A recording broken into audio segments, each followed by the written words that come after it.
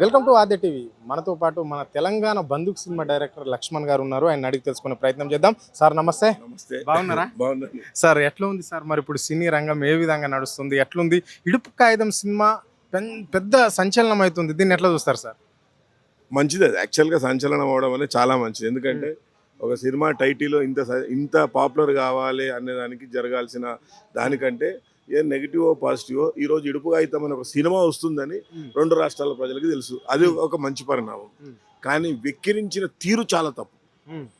Dubbing పెట్టుకుంటారా, titles రాస్తారా, లేకపోతే సబ్ టైటిల్స్ వేస్తారా అంటే ఎందుకు అంత వెటకారం? ఏందా గర్వం? ఆ గర్వము వాళ్ళు అణచాలంటే వాళ్ళకు ఉన్నది ఏంటిదంటే తెలంగాణ వాళ్ళు అంటే ఒక చిన్న చూపు, ఒక చులకన భావం. ఆ దాని వల్లనే ఇప్పుడు వాడు అన్న పిల్లోడు ఏజెంట్తో నన్ను చూస్తుంటే చాలా చిన్న పిల్లోడు లాగానే అనిపించింది ఫస్ట్ లేవనెత్తిన వ్యక్తి. మేబీ తెలంగాణ ఉద్యమం 2014 అప్పుడు కూడా వాడు సెకండ్ క్లాస్ థర్డ్ క్లాస్ ఉండొచ్చు, గట్టిగా 25 ఏళ్ళు ఉండకపోవచ్చు అనిపిస్తుంది నాకు. అంటే ఆయన ముఖం అది చూసి డీటెయిల్గా తెలియదు. అంటే ఒక అస్తిత్వ పోరాటం భావాలు, అస్తిత్వ పోరాటం యొక్క తీవ్రత వాళ్ళకి తెలియదు. ఆడవాళ్ళు మాట్లాడుకుంటే తెలంగాణ వాళ్ళు తాగుబోసలు, తెలంగాణ వాళ్ళు మటన్ చికెన్లు తింటారు, అమ్మనైనా కూర్చొని తాగుతారు, అన్నదమ్ములు కూర్చొని తాగుతారు. ఇది ఒక చెత్త ప్రచారాన్ని బాగా మోసుకుంటూ వస్తున్నారు. సార్ ఇది ఇట్లా ఉంటే మరి భాష మీద ఎందుకు ఇంత వెక్కిలిగా మాట్లాడుతుంటారు?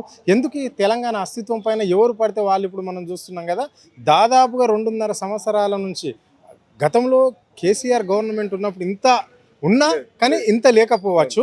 సో మరి 2.5 సంవత్సరాల నుంచి తెలంగాణ అస్తిత్వం పైన కావచ్చు, ఆ భాష పైన కావచ్చు, ఎవరు పడితే వాళ్ళు ఇష్టానుసారంగా మాట్లాడుతున్నారు. మొన్న మనం చూసినట్లయితే జబర్దస్త్కి సంబంధించి మహేందర్ గిడ తెలంగాణ ఆస్తులను కొనే దమ్ము ఆంధ్రోల ఆస్తులను కొనే దమ్ము తెలంగాణ పౌరులకు ఉందా అని చెప్పేసి ఇక్కడ అన్నాడు. అది ఎట్లా చూస్తారు మీరు ఒక డైరెక్టర్గా? అది వికిలితనం ఒకటి. వాళ్ళకి ఏంటంటే రాహిత్యం, అంటే తెలివి రాహిత్యము. రియల్గా జరుగుతున్న వ్యవహారాల మీద బేసిక్గా ఏముండదు. అంటే ఒక బేసిక్ నాలెడ్జ్ లేని వ్యక్తి కిందనే, దద్దమ్మ కిందనే మనం కౌంట్ చేయాలి. అలాంటి వాళ్ళు ఎంతో కోకొల్లలు ఉన్నారు. అది గట్టిగా పాపులర్ అవ్వడంలో రీచ్ అవుతుంటాయి. కొన్ని కెమెరాల ముందు అంటారు, కెమెరాల లేకుండా అంటారు. సినిమా ఇండస్ట్రీ అనగానే తెలుగు సినిమా అనేది మన నెత్తిలో ఫిక్స్ అయిపోయి కూర్చుండబెట్టిరు. ఇప్పుడు నాకు 54 సంవత్సరాలు అంటే నాకు తెలివి 5 సంవత్సరాలకు వచ్చిందంటే ఒక సుమారు 49-50 సంవత్సరాల నుంచి తెలుగు సినిమానే తెలుసు కదా నాకు. తెలంగాణ సినిమా అంటే తెలియదు. సో ఆ దాంట్లోకి వెళ్ళి మనకు అస్తిత్వ పోరాటం చాలా నేర్పింది. ఆత్మగౌరవం అంటే ఏంటిది, మన తెలంగాణ. నేను స్కూల్లో టాపర్ అండి, 4 డిస్ట్రిక్ట్ టాపర్, ఎంట్రన్స్ టాపర్. ఇప్పుడు 83లో ఆదిలాబాద్, నిజామాబాద్, మెదక్, రంగారెడ్డి 4 డిస్ట్రిక్ట్ టాపర్ని నేను. నాకు 2006 వరకు ఆంధ్రప్రదేశ్, తెలంగాణ, ఆంధ్ర రాష్ట్రం, తెలంగాణ కలిసిన సంగతి తెలియదు బ్రదర్. ఇదే మన మీద జరిగిన దోపిడీ. సో ఇలా మనకు చెప్పిందే మన మైండ్లో ఉంటుంది. కాబట్టి ఇప్పుడు ఈ వెకిలి మాటలు మాట్లాడే దద్దమ్మలకి తెలంగాణ అస్తిత్వం మీద, తెలంగాణ కల్చర్ మీద, తెలంగాణ దాని మీద ఎవడో ఒకటి చెప్తుంటాడు, గింతే కదా తెలంగాణ అని. ఉద్యమం అప్పుడు ఏమంటున్నారండి, మన హైటెక్ సిటీలో కలు కాంపౌండ్ పెడతారు. అయిందా? కలు కాంపౌండ్ అయిందా? హైటెక్ సిటీ 100 అయిందా? సాక్షాత్తు అప్పుడు సీఎం ఏమన్నాడు, కరెంటే ఉండదు పోడే అన్నాడు. ఇప్పుడు మన 10 సంవత్సరాలు కరెంటు పోయిన దాఖలాలు ఆనెస్ట్గా చెప్తాం. మనం ఒక రాష్ట్రాన్ని, ఒక ప్రభుత్వాన్ని, ఒక రాజకీయ పార్టీని చెప్తలేము. అభివృద్ధి కొన్ని వేల లక్షల కోట్ల అభివృద్ధి అయితే ఖచ్చితంగా జరిగింది. దాన్ని అభివృద్ధి కింద పెట్టకుండా మనోళ్ళే మన ఇంకొక పార్టీ ఉంటుంది, అది తెలంగాణ పార్టీ, ఇది తెలంగాణ పార్టీ, అదే తెలంగాణ నాయకుడు, ఇది తెలంగాణ వాడొచ్చి ఆ నాయకుడు చెప్పేవరకల్లా ఇప్పుడు అక్కడ జగన్ నుండి అంటే రేవంత్ రెడ్డికి ఆపోజిట్ జగన్ నుండి ఉంటే వేరేలాగా ఉంటుంది. ఇక్కడ రేవంత్ రెడ్డి ఏది మాట్లాడినా, చంద్రబాబు మాట్లాడినా వాళ్ళు దోస్తులు, వాళ్ళు గురు శిష్యుల బంధం ఉన్నది, వాళ్ళకి ఇది ఉన్నది అని నగ్న సత్యం, అందరికి తెలిసిన ఓపెన్ సీక్రెట్. సో వాళ్ళు ఏదన్నా మాట్లాడడానికి ఒక నోరు వచ్చేసి, అందుకే ఇడుపు కాగితం సినిమాకి డబ్బింగ్ పెడతారా? ఎందుకు పుష్పకి పెట్టిరా, తండేల్కి పెట్టిరా? ఇడుపు కాగితం మన పుష్ప సినిమాలో ఒక్క డైలాగ్ తెలుస్తుందా అండి మనకి?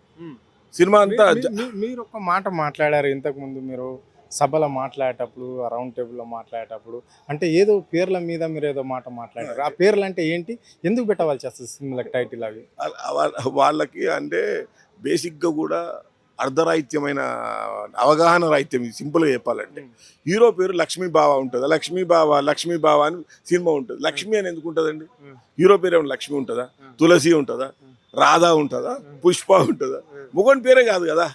అంటే మీరు దాన్ని పెట్టి దాన్ని మేకప్ చేసి దాన్ని డ్రామటైజ్ చేసి దాన్ని మనం నెత్తిలోకి ఎక్కించారు. ఇప్పుడు నేను చెప్పేంత వరకు కూడా మీ సినిమా మీకు కూడా నేను చెప్తున్నా, అవును కదా, ఈ ఆడవాళ్ళ పేర్లు కదా ఈ సినిమాలన్నీ ఈ బొంగలకు పెట్టింది ఏంది అనే స్థాయిలో ఉంటుంది. అంటే మనని అంత థాట్ పాలిసింగ్ చేసి హీరోయిజం అంటే నేను ఈ పేర్ల గురించి ఎందుకు అంటున్నాను అంటే, ఒక వ్యక్తి క్యారెక్టరైజేషన్స్ పక్కన పెట్టి వాళ్ళకు వచ్చిన గ్లామరైజ్ని యాడ్ చేసుకుంటూ సినిమాలు చేస్తున్న ప్రపంచం.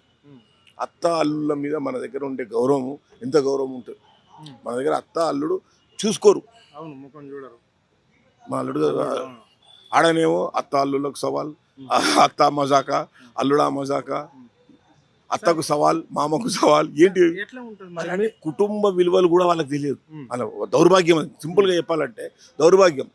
అందుకోసమే వాళ్ళకి మానవతా విలువలు, ఒక సాంఘిక జీవనం గురించి ఫస్ట్ నేర్చుకోవాలి పిల్లలు. ఒక ఒక ఒక మనిషి బతకాలంటే మినిమం కావాల్సిన సాంఘిక జీవితము, ఈ జీవనాలు లేనన్ని రోజులు వాడు ఇంకో తరం కూడా వాడు ఇట్లే ఉంటుంది. తెలంగాణ అంటే అది ఒక కచ్చి మీదనే ఉంటాడు. మొన్న నేను మలేషియా పోయినా రీసెంట్గా. అక్కడ హైదరాబాద్ బిర్యానీ అని ఉంది. 10 రోజులు అదే హోటల్లో తిన్నాం. ఒక్క హైదరాబాద్ బిర్యానీ ఉండదు ఆడ. అరే హైదరాబాద్ ఎందుకు పెట్టిరు బాయ్ అంటే, సరే ఇక్కడ నెల్లూరు బిర్యానీ, విజయవాడ బిర్యానీ అంటే నడవదు కదా, ఇక్కడ హైదరాబాద్ బిర్యానీ అంటే నడుస్తుంది. మళ్ళీ మా పేరేమో కావాలి. Okay, right sir. మరి మీకు ఎట్లా ఉంటుంది ఇప్పుడు కోఆర్డినేషన్ ఉంటుందా డైరెక్టర్లకు, నిర్మాతలకు సంబంధించి? ఇప్పుడు తెలంగాణ, ఆంధ్ర అని కొంచెం పెద్ద చిన్న డైరెక్టర్ల మధ్యలో ఎట్లా వ్యత్యాసం ఏ విధంగా ఉండబోతుంది? యాక్చువల్గా ఏంటంటే తెలుగు సినిమా ఇండస్ట్రీలో ఉన్న టాప్ డైరెక్టర్స్ నువ్వు తీసుకుంటూ పోతే అందరూ మన తెలంగాణ ప్రాంతం వాళ్ళే టాప్ డైరెక్టర్స్. సురేందర్ రెడ్డి, హరీష్ శంకర్, ఇలా ఇలా పేర్లు చెప్పుకుంటూ పోతే వక్కంత వంశీ, మన వంశీ పైడిపల్లి, ఇలా ఇలా చెప్పుకుంటూ పోతే ఈ తెలంగాణ డైరెక్టర్లు ఈరోజు శాసిస్తున్నారు ఇండస్ట్రీని మొత్తం. నరసింహనంది, సంపత్ నంది, ఇలా ఒక వందలాది డైరెక్టర్లు. ఇప్పుడు పైసలు పెట్టేదేమో పైసలు ఉంటే చాలు పెట్టవచ్చు, కానీ తెలివి, రైటింగ్ స్కిల్ ఇదంతా వచ్చి మనసుకు సంబంధించినది. ఇప్పుడు ఎందుకు తెలుగు డైరెక్టర్లే సూపర్ హిట్ డైరెక్టర్లుగా ఉన్నారు. సో అందుకు తెలంగాణ డైరెక్టర్లు ఈరోజు లేకపోతే, అంటే I'm talking about complete commercial values చెప్తున్నా. కమర్షియల్ సినిమాలు సూపర్ హిట్ అయిన ఏ సినిమా తీసుకుంటే 10 సినిమాలు తీసుకుంటే 9-8 సినిమాలు తెలంగాణ డైరెక్టర్లు ఉన్నారు, ఆ టాప్ రేంజ్ వాళ్ళు. ఇక వాళ్ళకి ఏమైంది, వాళ్ళు చెప్పుకోరు నాకు తెలంగాణ అని చెప్పుకోరు. అది ఏమంటారు, తప్పని పరిస్థితుల్లో జరుగుతుంటారు. ఇక్కడికి వచ్చేవరకు ఏమవుతున్నది, చిన్నోళ్ళకి ఏమవుతున్నది, తెలంగాణ కథ నచ్చదానికి, తెలంగాణ భాష నచ్చదు, కానీ తెలంగాణ సినిమాలో ఏదో ఉంటుందిరా తెలంగాణ పెట్టుకుందాం. సో దాన్ని మన వ్యాపారంగా మాత్రమే, కేవలం వ్యాపారంగానే చూసుకొని అమ్ముడయ్యే స్వీటే తయారు చేస్తాడు. 3 రకాల స్వీట్లు చేసి అమ్మడం ఎందుకు? ఎవడు కొంటుంటాడు? జిలేబీ కొంటున్నా, మైసూర్ పాక్ కొంటుండా. మైసూర్ పాక్లో అంటే జిలేబీ లడ్డులన్నీ బంద్ చేయాలి, ఓన్లీ మైసూర్ పాక్లో తయారు చేయాలి. రైట్, చివరిగా చెప్పండి, మీరు డైరెక్టర్ కదా, ఇప్పుడు తెలంగాణ యువతకు అవకాశం ఇచ్చే ఆలోచనలో మీరు ఉన్నారా? హీరోయిన్ కావచ్చు, హీరో కావచ్చు, సైడ్ క్యారెక్టర్లకు కూడా కావచ్చు, ఇచ్చే ఆలోచనలు ఉన్నారా? ఇస్తే ఏ సినిమా తీయబోతున్నారు? ఇప్పుడు నేను ఉద్యమం పీక్లు ఉన్నప్పుడు బందూక్ అని ఒక సినిమా తీసిన. దాంట్లో 24 క్రాఫ్ట్లు తెలంగాణ ఆర్టిస్టులు, టెక్నీషియన్లతో తీసిన సినిమా. వచ్చింది, పోయింది. ప్రొడ్యూసర్కి డబ్బులు రాలే, నాకు డబ్బులు రాలే, పోయింది. కానీ జరిగింది ఏందో చెప్పాలన్నా, హీరో చైతన్య మాదాడి 15 సినిమాలు చేశాను. మ్యూజిక్ డైరెక్టర్ కార్తిక్ 10 సినిమాలు చేసి, సైడ్ ఆర్టిస్టులు బిందు, దయా, ఇలా చెప్పుకుంటూ పోతే 20-25 మంది ఈరోజు టాప్ పొజిషన్లో ఉన్నారు. కెమెరామెన్ కానీ వాళ్ళందరినీ కొత్త వాళ్ళని నేను పరిచయం చేసిన. సో నేను ఆ రోజు సాటిస్ఫాక్షన్ నాకు లేకపోవచ్చు, పెట్టిన డబ్బులు రాలేదు, కానీ ఈరోజు చూసుకుంటే నాకు ఎంత హ్యాపీ ఉన్నది. సో ఈరోజు ఇడుపు కాగితంలో పనిచేసే కాస్ట్యూమ్ డిజైనర్ అశ్వంత్ నేనే ఇంట్రడ్యూస్ చేసిన బందూక్ ద్వారా. ముగ్గురు అసిస్టెంట్ డైరెక్టర్లు ఉన్నారు, దాంట్లో ఒక అసిస్టెంట్ డైరెక్టర్ నా దగ్గర పనిచేసిన. అంటే ఒక సినిమా వల్ల సూపర్ హిట్ అయితే ప్రొడ్యూసర్కి డబ్బులు వస్తాయి, ఒక క్యారెక్టర్స్, ఒక వ్యక్తి వానుకున్న టాలెంట్ బయటపడితే కొన్ని 100 సినిమాలు వస్తాయి. నేను నా సినిమా అందుకే చెప్తాను చాలాసార్లు, సూపర్ డూపర్ హిట్ అయిన సినిమా నాది. Thank you very much. ఇది పరిస్థితి. అంటే ఇక్కడ మనకు డైరెక్టర్ ఒకటే మాట చెప్పాడు, ఆంధ్ర వాళ్ళు మనల్ని మన యాస భాషను చిన్న చూస్తూ ఇక్కడ సినిమా రంగంలో పెద్దపీట వేసుకుంటున్నారు ఆయన చెప్పాడు. ఆయన సినిమాలలో మాత్రం తెలంగాణ యాస భాష ఖచ్చితంగా ఉంటుంది అని చెప్పేసి ఇక్కడ ఆయన స్పష్టంగా చెప్పడం జరిగింది. కెమెరా పర్సన్ కళ్యాణ్తో అరుణ్, ఆద్య టీవీ, హైదరాబాద్.